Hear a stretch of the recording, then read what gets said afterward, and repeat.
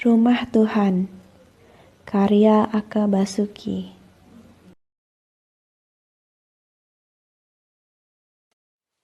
Ibuku adalah perempuan pemilik jiwa yang hangat. Rasa cinta pada sesama telah dibungkusnya dengan rapat, ikhlas, tanpa ada sebuah celah bernama pamrih yang bisa mendesak dan merobeknya. Dia perempuan yang pernah menikmati bahagia bagi dirinya sendiri dan telah merasa puas. Kini, bahagianya sudah mencapai tingkat sempurna, merasa tanpa merasa. Kebahagiaan orang lain adalah pula miliknya. Begitu juga dengan kesedihan dan kesakitan mereka. Mari bertandang, soalnya Tuhan selalu berada di sana. Dekat pada yang sakit, di sanalah rumahnya. Itu kata-kata ajaibnya untuk menggugah semangatku agar bersedia mengantarnya selalu.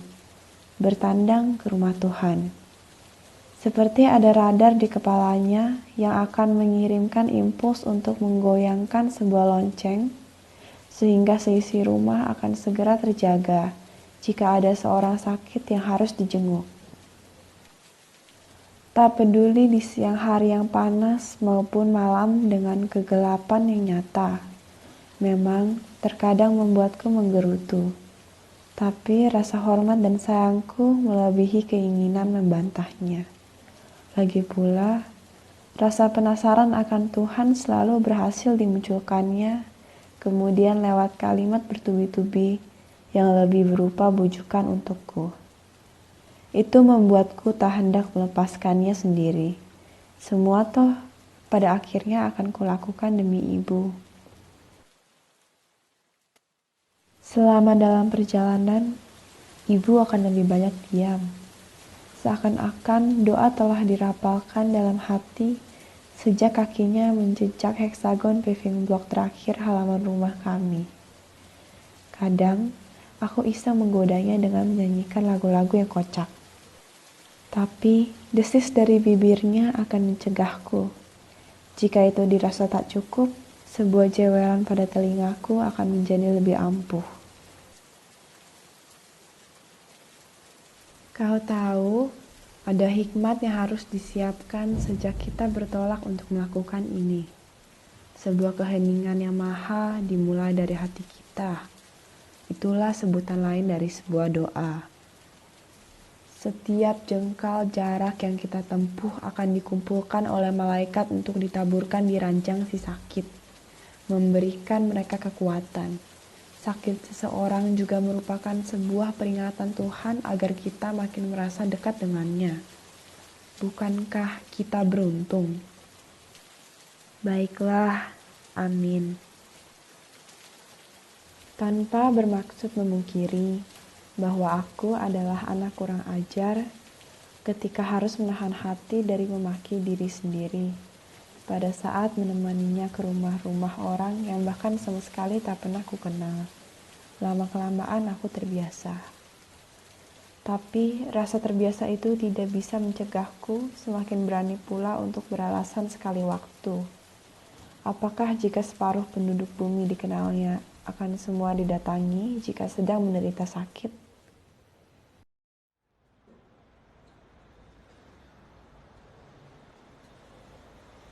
Kenapa rumah Tuhan tak satu saja? Akan lebih mudah, kataku suatu hari saat dia memintaku mengantarnya untuk kesekian kali. Itu waktu pertama di mana gejolak darah mudaku tengah menepikan semua kepentingan selainnya, hingga berani menolak dan membantah. Ibu mengernyitkan alis. Kau tak mau mengantar ibu? Aku sedang tak ingin pergi kemana-mana, Bu. Ke rumah Tuhan sekalipun. Lancang, Tuhan mendengar perkataanmu dan malaikat mencatatnya. Sebagai ganjaran kelak jika waktumu tiba, kau akan tertunda di muka gerbang surga menunggu kepastiannya, kepanasan dan sendirian. Ngeri mendengar kata-katanya, tapi aku masih mengeyel. Bekalku sudah banyak, Bu. Sambil menunggu gerbang dibukakan, akan kuhabiskan bekalku itu.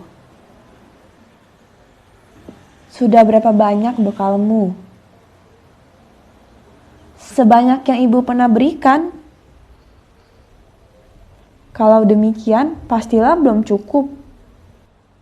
Lalu, begitu saja disiapkannya sendiri, barang-barang bawaan yang hendak dipersembahkan pada si sakit tanpa mencoba memaksaku lebih jauh. Mungkin dalam pikiran ibu, aku sudah terlalu besar untuk dimuntahi kata-kata yang hanya mempan pada anak-anak ingusan. Seingatku, itu satu-satunya pembangkanganku, tapi tak lama. Kenapa rumah Tuhan tak hanya satu? Tanyaku sedikit berteriak, mencoba sedikit menyamarkan perasaan sesalku sewaktu punggung ibu telah lenyap di balik pagar. Terdengar jawabannya. Di mana si sakit berbaring, disitulah rumahnya. Jika dia hanya berumah satu, tentu kau hafali jalan ke rumah itu, lalu kau akan menjadi sombong dan jauh lebih bosan dari sekarang. Bertambah besar penyesalan, aku berlari mengejarnya. Ibu, ibu! Tapi dia sudah lenyap di belokan pertama. Padahal ingin sekali aku mendengar apapun lagi dari perkataannya tentang rumah Tuhan, agar kemalasanku hari itu bertemu upasnya. Bergegas kunyalakan mesin sepeda motor, berharap masih tercium aroma tubuhnya di jalanan kecil yang dilewati agar bisa kudapatkan dia. Lalu kuantarkan kemana saja dia mau. Pikirku, jika kaki-kaki ibu lelah, itu sungguh karena kesalahanku. Jika Tuhan tiada di tempat yang dituju karena telah pergi ke rumah lain yang tiada diketahuinya, itu juga karena salahku. Ibu tak ingin terlambat, tapi aku malah memperlambatnya. Maka, legalah hatiku saat kutemukan dia beberapa ratus meter kemudian, berdiri di seberang rumah ayah. Tuhan di sini? Tanyaku berdebar.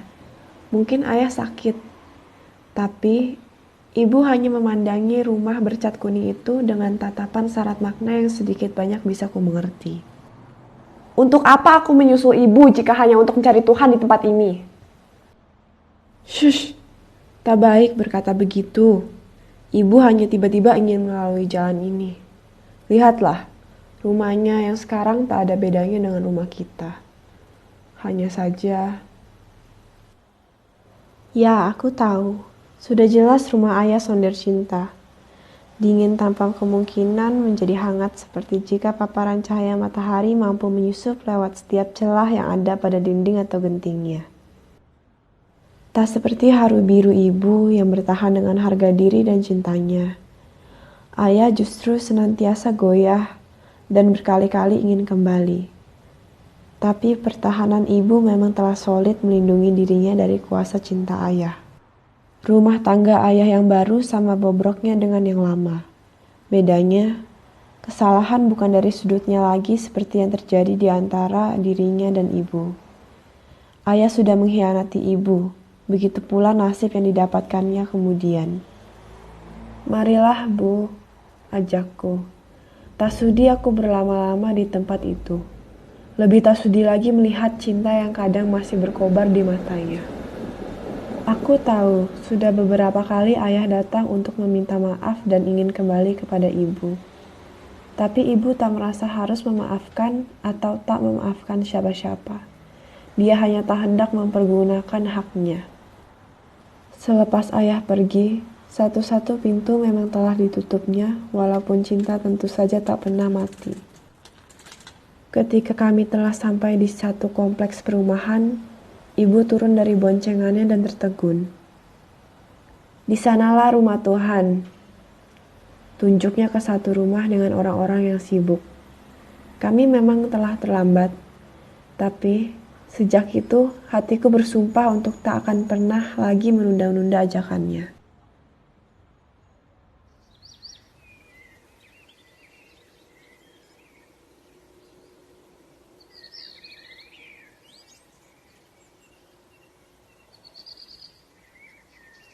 Hingga akhirnya tiba juga saat-saat yang mungkin paling ditakutkan ibu. Tuhan menyambangi rumah ayah. Ayahmu sakit, kita harus bertandang. Katanya pagi ini. Kulihat matanya telah basah seperti baskara terhembalang hujan. Raut wajahnya terlihat lebih bingung dari biasa. Seakan-akan sakit seorang ini merupakan kumulasi dari sakit belasan orang yang pernah dijenguknya. Aku tak sependapat. Ayahku itu toh orang hianat. Parahkah? Ibu mengangguk. Kudoakan Tuhan tak ada di sana. Tangan ibu tangkas terangkat hendak memberikan dera pada pipiku, tapi urung. Wajahnya jadi kelabu. Sangatlah tak layak baginya mempertunjukkan ekspresi wajah itu bagi kemalangan ayah.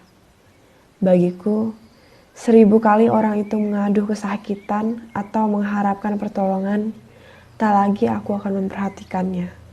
Sebaliknya, tentu saja ibu berbeda. Dengan begini, apakah ibu meninggikan derajat ayahmu dibanding yang lain?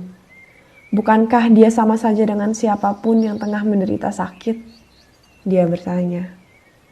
Itu seperti sebuah pertanyaan pula bagi dirinya sendiri untuk meyakinkan kembali keyakinannya. Aku tak mau menjawab. Gegaslah. Ibu salah telah membiarkan dogma mengeram hampir abadi di kepalamu. Dulu kau masih terlalu muda untuk mengerti, dan ibu meminta maaf untuk itu. Hatiku menyangkal. Saat ayah hianat, aku memang masih terlalu muda. Tapi telah mengerti sebuah daya tarik dari sebentuk makhluk bernama perempuan. Daya tarik yang menghisap ayahku ke dalamnya seperti binatang hina tersesat ke dalam lumpur pengisap karena keraskusannya. Dari sana aku tahu, ibu menjadi seorang perempuan yang tak menarik lagi bagi ayah. Walaupun bagiku, dia adalah secantik-cantiknya perempuan. Ayah lupa diri. Akhir-akhir ini, dia memang sering bertandang kemari.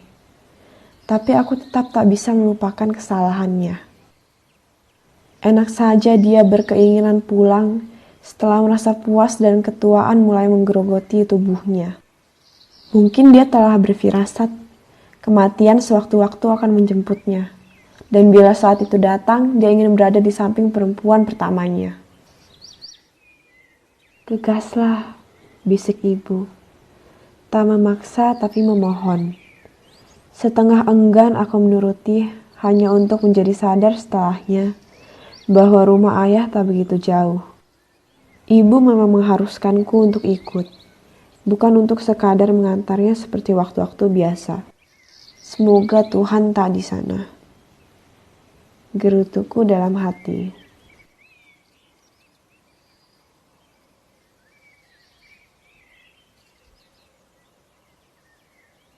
Sepanjang perjalanan kaki kami, doa ibu bertebaran.